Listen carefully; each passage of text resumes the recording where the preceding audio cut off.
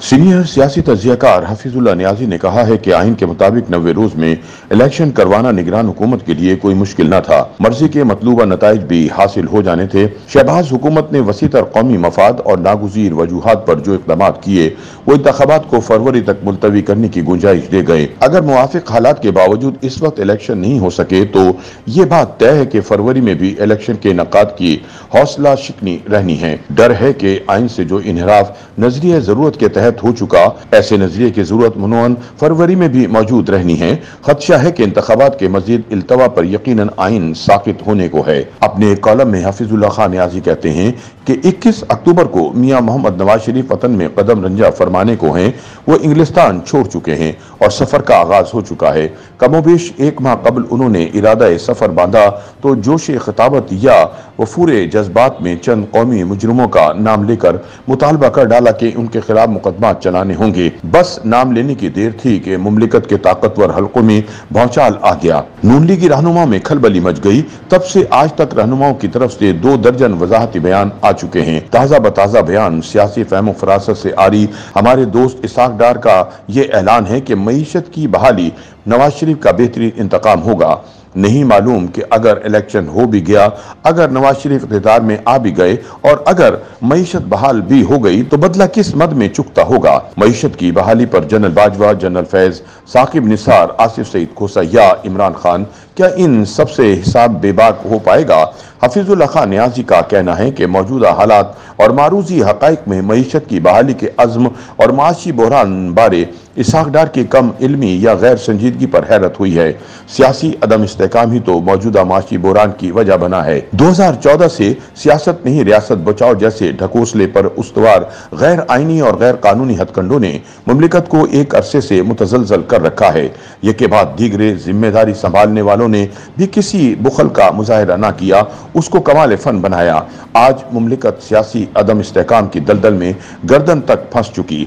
खातिर जमा रखें, जब तक अप्रैल 2014 से अप्रैल 2022 तक मुमलिकत को इस हाल तक पहुंचाने वालों का तयन नहीं होगा, जब तक ताकतवर आइन और कानून के जेर दस्त नहीं होंगे, इनकी धज्जियां उड़ाने वालों को सजाएं नहीं मिलेंगी, मुमलिकत का सियासी मुस्तकबिल मखदूश ही रहना है।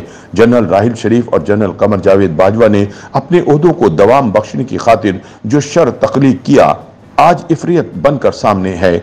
दोनों का मकसद एक ही तक कि तायहत आर्मी चीफ बना रहना। जनरल बाजवा को अपने इदारे पर भी रहम न आया, अपने अजाइम को इदारे के खिलाफ इस्तेमाल कर डाला।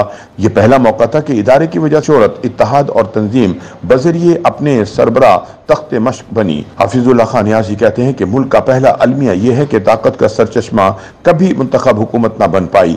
बिगाड़ की सारी जिम्मेदारी हमेशा सियासी हुकूमत पर, जबकि इख्तियारात और अहकामात हमेशा ताकत के जेर असर रहे। दूसरा अलमिया यह है कि हर 8-10 साल बाद मुमलिकत 0 पॉइंट से अपनी सियासी इस्तेहकाम की बाजियाबी के नए सफर का आगाज करती है। इस लिहाज से 70 साल के मुख्तसर सफर में हम अनवा इक़साम के निज़ाम आजमा चुके हैं।